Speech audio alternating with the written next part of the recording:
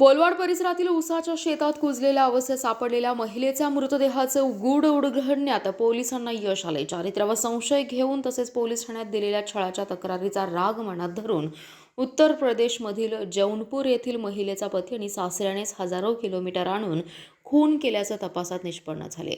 मृतदेहापासून काही अंतरावर मिळालेल्या रेल्वे तिकीट आणि ऑनलाईन पेमेंटमुळे हा अतिशय आव्हानात्मक गुन्ह्याचा उलगडा करण्यात स्थानिक गुन्हे अन्वेषणच्या पथकाला यश आले.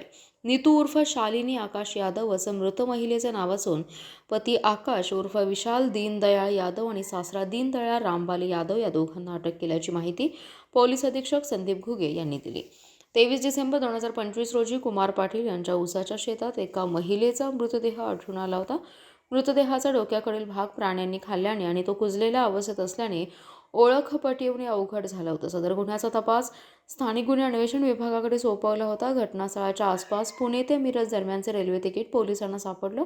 सदर तिकीट 16 डिसेंबर 2025 रोजी पुणे रेल्वे स्थानकावर काढलं असल्याचं निष्पन्न झालं.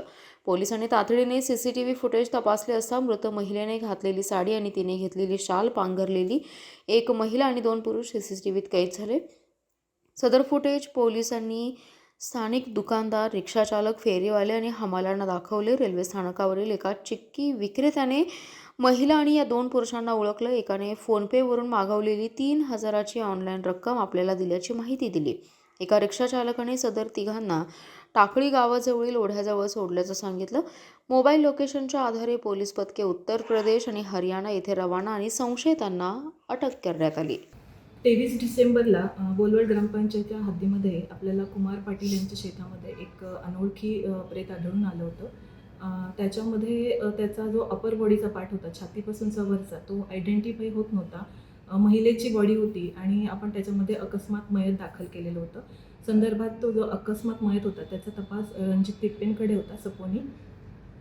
त्यानंतर तपास करताना असं आढळलं की तो जो अकस्मात मयत दाखल केलेला आहे तो मृत्यू संशयास्पद आहे आणि त्यानुसार आपण त्याच्या दृष्टीनं समांतर तपास करण्यासाठी आपण LCB PIना त्याप्रमाणे आदेशित केलं आणि LCBच्या लोकांनी या संदर्भामध्ये खूप अतिशय चांगली कामगिरी केलेली आहे की या ठिकाणी तपास करताना त्यांना घटनास्थळावर केवळ एक तिकीट सापडलेलं होतं आणि त्या तिकिटाच्या माध्यमातून त्यांनी सदर मयत ही पुणे तो मिरज प्रवास करून 2 जण कोणीतरी आलेले आहेत आणि त्या अनुषंगाने आपण मिरज पोलीस स्टेशनवरचं, रेल्वे पोलीस स्टेशनवरचं CCTV फुटेज घेतलं आणि त्या माध्यमातून आपण हरियाणा आणि उत्तर प्रदेशपर्यंत टीम पाठवल्या आणि या टीमनी निष्पन्न केलेलं आहे की हा जो मर्डर आहे हा त्या महिलेच्या संबंधित पतीने केलेला आहे आणि त्याच्याबरोबर त्याचे वडील म्हणजे संबंधित महिलेचे सासरे यांचा सहभाग आहे आणि हा मर्डर डिटेक्ट करताना केवळ त्याच्यामध्ये आयडेंटिफाय नसल्यामुळे म्हणजे आपल्याकडे तिचा संपूर्ण चेहराही माहीत नसताना केवळ एका तिकिटावरून आपण जो केलेला तपास आहे